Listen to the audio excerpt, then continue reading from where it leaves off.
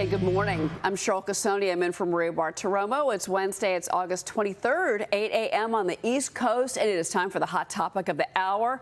A new Emerson poll finding in a hypothetical 2024 presidential election, President Biden and former President Trump are tied. 44% of voters say they'd vote for both candidates in the general. But when a third-party candidate was included, Biden takes the bigger hit than Trump would. His support drops to 41% when the Green Party's Cornel West is included in the race, and 39% when singer Taylor Swift was added.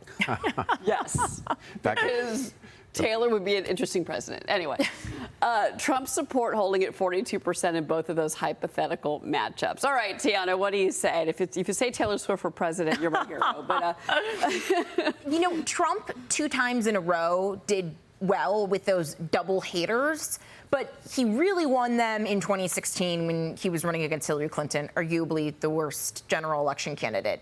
Ran in it, definitely my lifetime, right? The second time around, he barely won those double haters. And that also probably had something to do with the fact that there wasn't a super compelling third-party candidate. When you think about Gary Johnson, I think hit a record with, 4% of the popular vote, the highest since Ross Perot.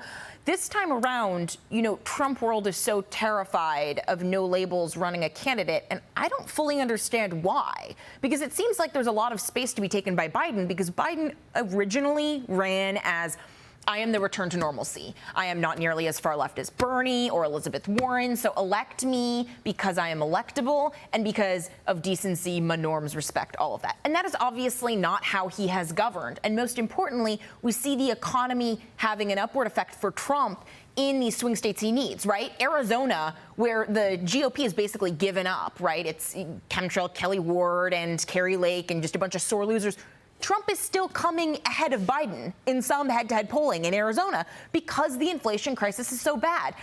And the border crisis. And the border crisis. And the border immigration. Yeah, prices in Phoenix Metro are up 20% from when Biden took office. So, of course, you know, even though Trump may not be running the smartest campaign to win back those states, the economy is so bad and the border is so bad that Biden really stands to lose that moderate middle. And of course, Adam, they're running on Bidenomics.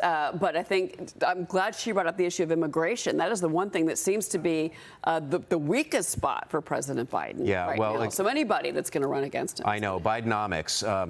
Stop drilling on federal land. The price of gasoline goes up, and you're going to make up for it with subsidies and handouts paid for with high debt that we can't afford. That's Bidenomics. It's just amazing to me that they keep using that term as though it's something wonderful, right? Something to celebrate. No, actually, it's not something to celebrate. It's something to get rid of, and we have an opportunity to do that next year in an election. Well, you know, obviously, we're going to be hearing a lot from the candidates tonight on the debate stage. We should add here that Democrats plan to counter tonight's debate in Milwaukee. So there's these billboards that have been put up near the venue in Milwaukee. So it touts the accomplishments of Biden and Harris. And then the DNC actually is now, we're learning, set up this war room to respond to claims made throughout the debate. And like a fact-checking thing, right? It's basically, yeah, well, that's what they're going to do. And then they booked a plane that's going to fly an anti-MAGA flag, Tiana, over the venue. So they're going to ban your gas stove, but they can hire a plane to literally nowhere to fly around and lie that prices are lower when actually they're 16% higher nationally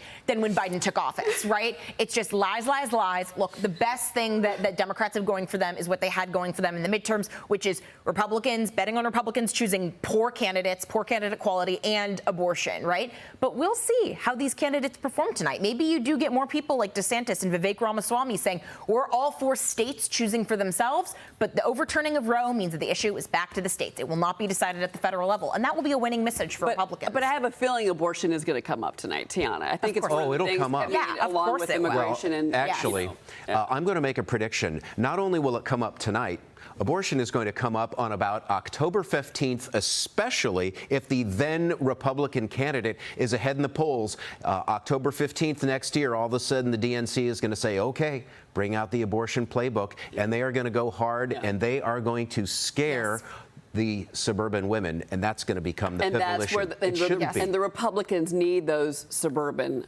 women badly. And let's see if they talk about the issues that matter to suburban women: schools, abortion, health care, Yes. things like that. And Yeah, talk about I it think with that's gonna be empathy and clear. with science and facts on your side. Right, exactly. Well, get out the popcorn, everybody. That's what we're going to say right now. Get out your popcorn. Tonight is the night. Tune in. Both Fox News and Fox Business will be showing you that big debate that kicks off at 9 p.m. Eastern Time tonight, hosted by Martha McCallum and Brett Baer. The debate will be simulcast right here on Fox Business.